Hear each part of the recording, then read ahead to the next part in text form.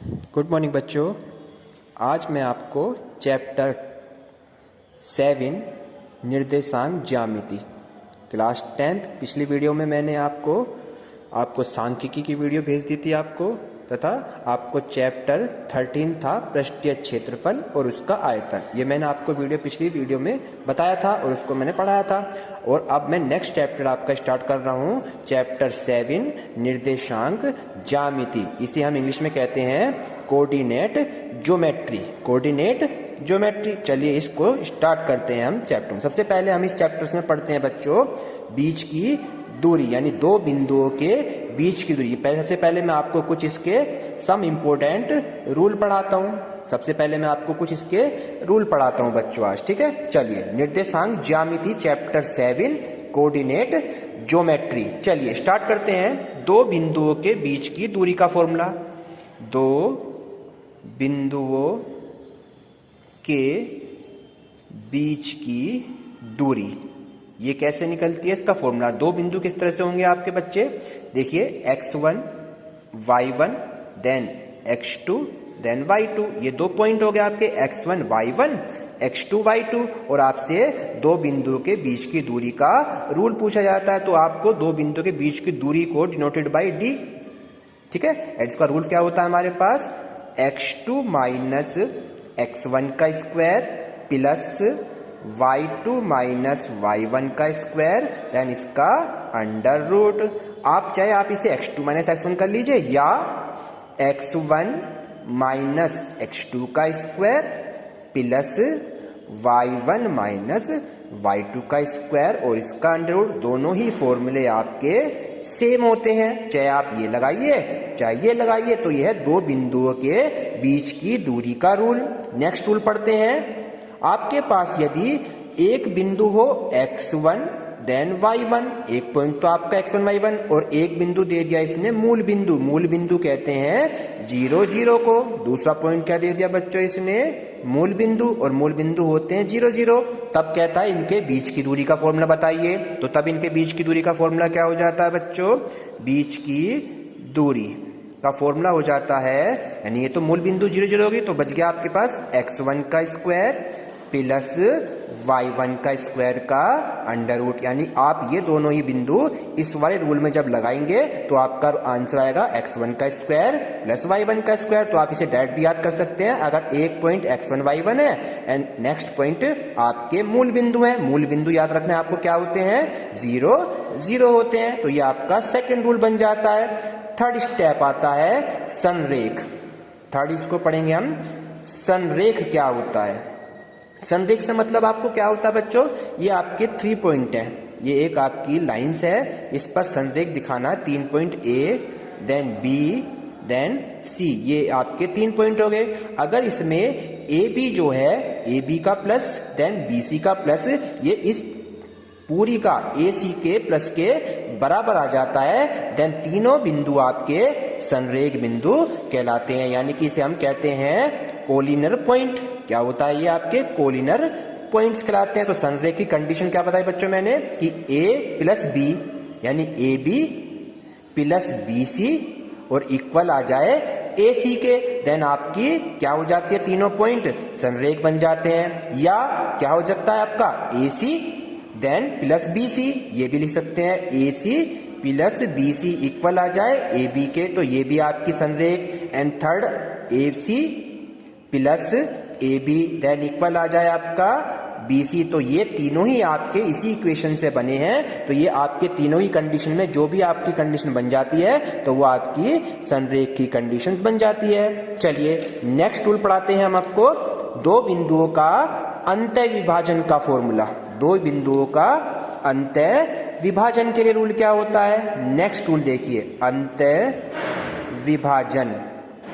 ये हो गया आपका अंतः विभाजन। तो अंतः विभाजन के लिए क्या करना है बच्चों, आपके दो पॉइंट होंगे x1 y1 then x2 y2, और आपके एक अनुपात दिया होगा इसमें m1 रेशो m2। ये आपका अनुपात में दिया हुआ है, तो आपको कहेगा कि अंतः विभाजन करने वाले निर्देशांक ज्ञात कीजिए। तो 2 पॉइंट दे दिए x1 y1 x2 y2 and then m1 अनुपात m2। तो और कहेगा अंतः विभाजन, तो अंतः विभाजन के लिए आपको क्या करना होता है, प्लस, यानी कि फर्स्ट हो जाएगा आपका m1 x2 plus m2 x1 then upon में रेशो यानी कि m1 प्लस m2।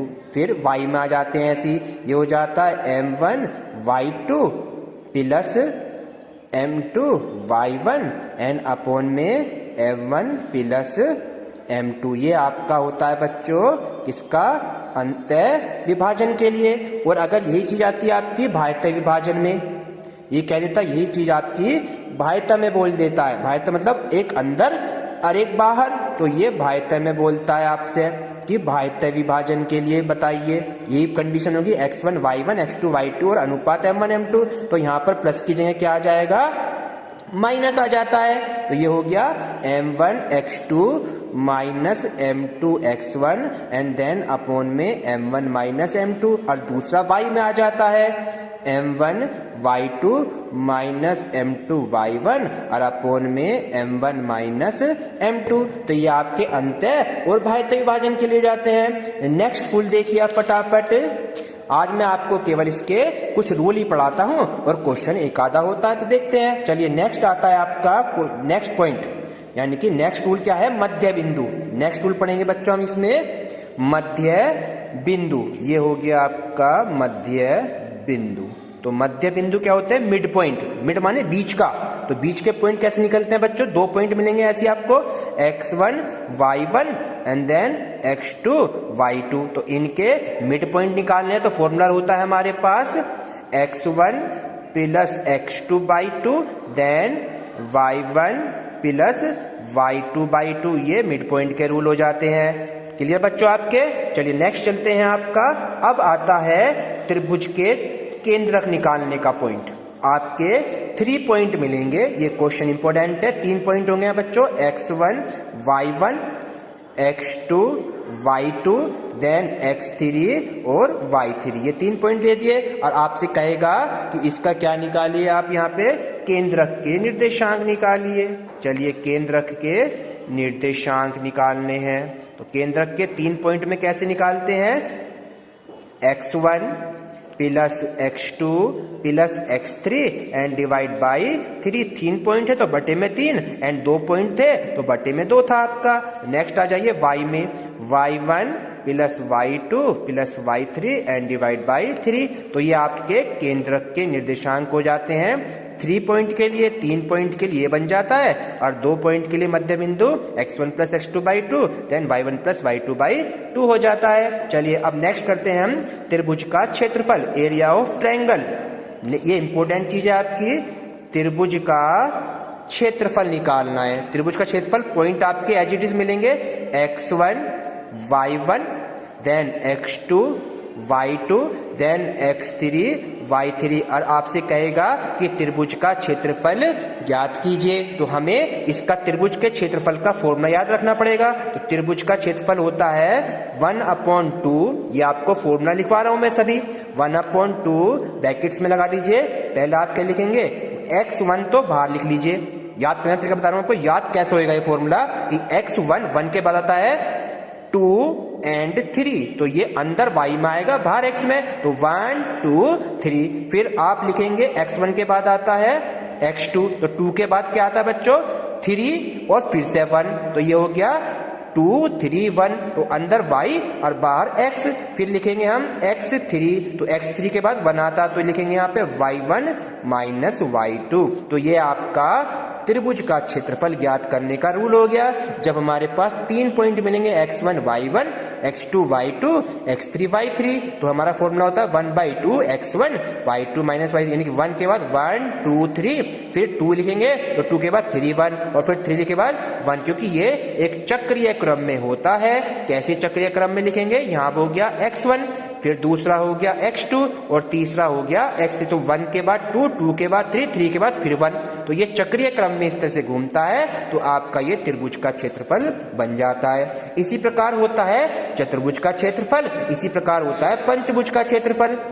तो चतुर्भुज का और पंचभुज का क्षेत्रफल जब आपके एक्सरसाइज में आएगा तो मैं आपको इसी तरह से चतुर्भुज और पंचभुज का क्षेत्रफल कराऊंगा। चलिए एक कंडीशन और देखते हैं। अब वो आपसे कहेगा इसके अंदर कि त्रिभुज की 3 बिंदु दे दिए। क्या दे दिए बच्चों? यहाँ पे त्रिभुज के बिल्कुल सेम ऐसे ही 3 बिंदु दे दिए यहाँ पे कि x1 y1 then x2 y2 and x3 y3, ये 3 पॉइंट दे दिए और कहेगा सिद्ध कीजिए कि ये संरेख हैं। क्या है? संरेख। तो संरेख में त्रिभुज का जो क्षेत्रफल होता है वो 0 के बराबर हो जाता है, यानी ये 1/2 चला गया 0 में, यानी यहाँ पर 0 लिखकर और ये पूरा फंक्शन 0 में, तो केवल फॉर्मूला क्या बना यहाँ पे x1 और ये त्रिभुज का क्षेत्रफल ऐसी पूरा का पूरा, यानी बस आपको 1/2 और इसकी जगह 0 लिखना है, बाकी फॉर्मूला आपका एज इट इज रहेगा। और जब इन्हें सोल्व करेंगे तो आपका आंसर अगर 0 आ जाता है तो तीनों बिंदु क्या बन जाते हैं बच्चों? वे संरेख बन जाते हैं, यानी कि हमारा ये संरेख की कंडीशन 3 बिंदुओं के लिए वेरीफाई होती है। ये आपका क्वेश्चन पेपर में आता है, तो ये संरेख की कंडीशन हो जाती है। अब इसके कुछ क्वेश्चंस आप कर सकते हैं, तो मैं आपको इसके 1-2 क्वेश्चंस भी कराता हूं। चलिए देखते हैं इसके कुछ क्वेश्चंस यहाँ पर। और एक्सरसाइज 7.1 में आपको स्टार्ट कराता हूं। क्लियर बच्चों? आपको 7.3 या इसमें एक क्वेश्चन देख लेते हैं और एक्सरसाइज का, और कुछ क्वेश्चन मैं आपको कल वीडियो में बताऊंगा। चलिए एक्सरसाइज करते हैं 7.1।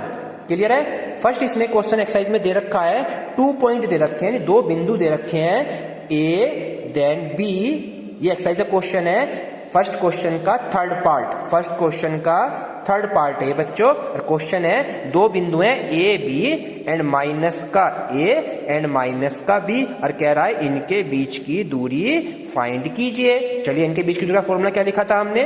दूरी का फॉर्मूला लिखा था x2 माइनस x1 का square plus y2 minus y1 का स्क्वायर का अंडर रूट। और x1 y1 कौन से? वो सुन लीजिए, ये x1 ये y1 देन ये x2 देन ये y2। तो फॉर्मूला क्या कहता है? x2 माइनस x1 यानी माइनस a देन माइनस का a इसका स्क्वायर प्लस ऐसी y2 है माइनस का b एंड y1 है b, तो ये हो गया इसका स्क्वायर और under root as it is आपका। क्लियर हो गया बच्चों? चलिए अब माइनस ए और माइनस ए मिलकर जुड़ जाते हैं और साइन आपका माइनस ही रहेगा, तो ये हो गया माइनस 2a का square then minus B minus का 2b का स्क्वायर बन जाता है एंड ये इसका अंडर रूट। और आप माइनस का जब स्क्वायर करेंगे तो प्लस और 2 का 4 और a का a स्क्वायर, ऐसे यहाँ 2 का 4 और b का b square.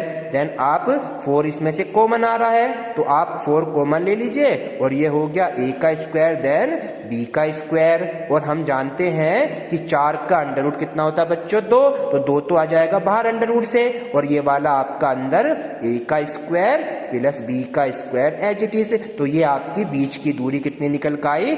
2 under root of a square plus b square. इसी प्रकार हम कुछ एक्सरसाइज के और क्वेश्चन कल करेंगे। तो आज की वीडियो इतनी ही है। थैंक यू बच्चों।